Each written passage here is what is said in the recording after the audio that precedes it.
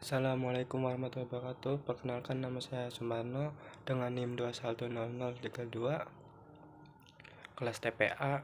Saya di sini ingin menjelaskan sedikit tentang casing.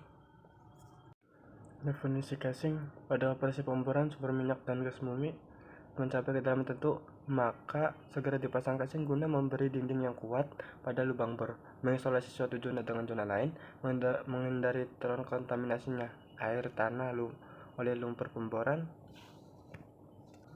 mencegah keguguran dinding, membuat diameter lubang pemboran konstan, serta menutup zona loss dan abnormal pressure.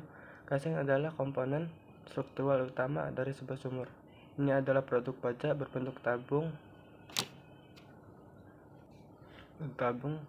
yang digunakan untuk melapisi lubang sumur, menjaga stabilitas lubang sumur. Lalu fungsi casing secara khusus yaitu fungsinya yang pertama adalah mencegah gugurnya dinding sumur, yang kedua mencegah terkontaminasinya air tanah oleh lumpur pemboran, yang ketiga menutup zona tekanan abnormal dan zona loss, yang keempat membuat diameter sumur agar tetap, yang kelima menjaga hubungan diameter, yang keenam sebagai tempat BOP dan peralatan produksi.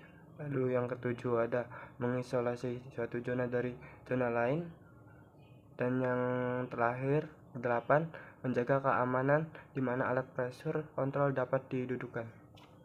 Berdasarkan fungsinya, casing pipa selubung dapat dibagi menjadi 5 macam. Yang pertama, konduktor casing, terus yang kedua surface casing, yang ketiga intermediate casing, yang keempat production casing, lalu yang kelima ada liner.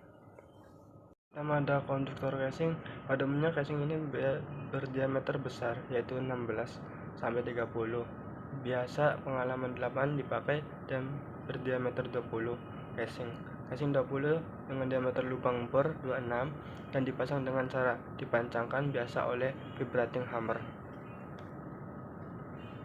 Letak kedalaman pasangan umumnya antara 90 sampai 150 feet. Fungsinya: 1.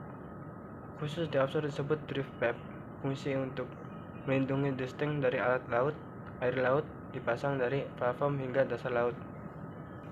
Yang kedua, sedangkan di onshore sebagai pelindung apabila tanah dekat permukaan tidak cukup kuat atau mudah gugur, seperti tanah rawa dan gambut, yang ditakutkan gas pokat atau gas rawa dari tanaman bakau. Yang ketiga, pipa konduktor melindungi casing-casing berikutnya dari korosi dan dapat juga digunakan untuk menyangga beban wellhead di lokasi di mana dukungan tanah tidak kuat. Lalu ada yang kedua, surface casing. Diameter surface casing harus lebih kecil dari konduktor casing. Dalam pembahasan mungkin hanya sekitar 200 feet, tetapi kadang letak kedalaman pemasangan casing ini juga ribuan feet, ditentukan oleh peraturan setempat yang menentukan pada kedalaman berapa casing tersebut harus dipasang. Casing ini disemen hingga ke permukaan pipa.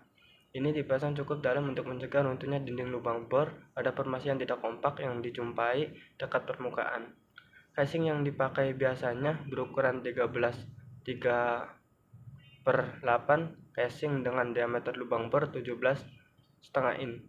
Fungsi dari casing ini: 1. Melindungi air tanah dari kontaminasi oleh. Yang kedua, tempat kedudukan BOP dan wellhead. 3. Menyangga seluruh berat rangkaian casing berukuran berikutnya yang telah dimasukkan ke dalam sumur. 4. Menghindari gugurnya lubang pengaliran lumpur. 5. Menghindari lapisan bertekanan yang akan dijumpai selama pemboran. Yang keenam, melengkapi sistem pengaliran lumpur. Lalu yang ketiga ada intermediate casing. Casing yang dipakai biasanya berukuran 9/5/8 casing untuk migas dan 13/3/8 casing untuk geothermal.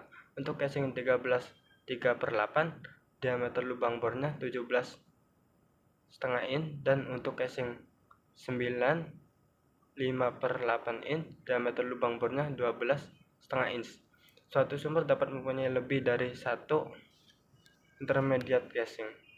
Hal ini tergantung pada kondisi yang dihadapi selama pemboran.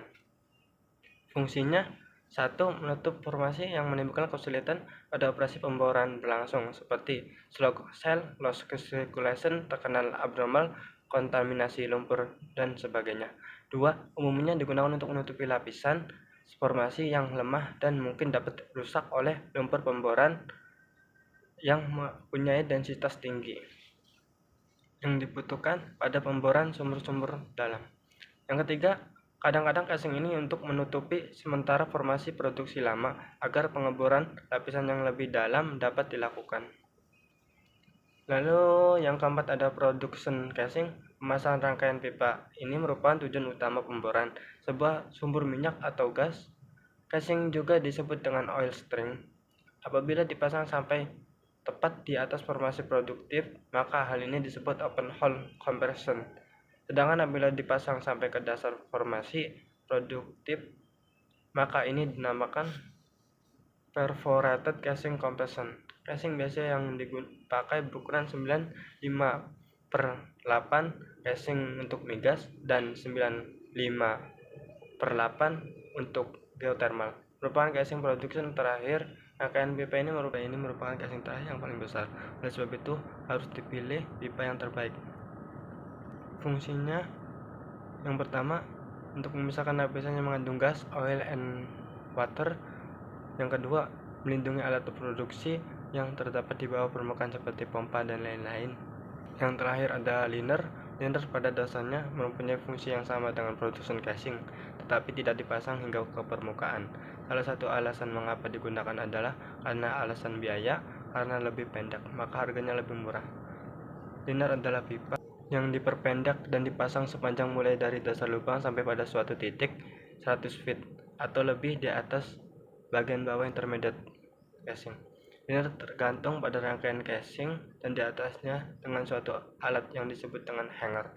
Liner string ini seringkali disemen, tetapi kadang-kadang ada juga yang dibiarkan. Casing liner yang biasa dipakai berukuran 7 dan 5. Casing liner 7 diameter lubang bornya adalah 8,5 in. Berdasarkan peletakannya overlap dengan casing sebelumnya.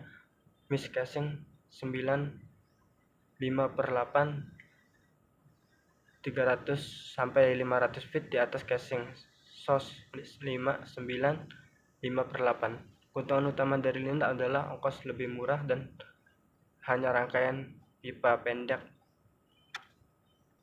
saja yang dibutuhkan tanpa dipasang ke permukaan. Grade casing. APA telah mengelompokkan grade casing berdasarkan tensile strength-nya seperti dilihat pada tabel ini, tetapi ada juga yang tidak mengikuti standar APA. Sambungan casing. Untuk mendapatkan panjang rangkaian casing yang direncanakan, maka masing-masing casing perlu disambung dengan menggunakan coupling. Coupling sama halnya dengan casing, dibedakan dalam beberapa parameter seperti diameter, grade, dan bentuk ulir. Dalam pembahasan coupling perlu diketahui istilah joint strength dan body yield. Joint strength adalah besarnya beban tension yang dapat ditanggung pada sambungan oleh bib coupling sebagai akibat berat rangkaian yang berada di bawahnya. Sedangkan yield point adalah besarnya beban tension yang dapat ditanggung oleh casing itu sendiri, bukan oleh coupling. Maka coupling yang memiliki efisiensi joint kurang dari 100% artinya kekuatan terhadap tension pada sambungan tidak sekuat pada casing itu sendiri. Seperti hanya grade sambungan ada yang mengikuti standar APA dan non APA. Menurut APA sambungan dari APA yang pertama ada APA round straight connector, terus yang kedua ada APA butter thread connector BTC. Sekian dari saya, terima kasih.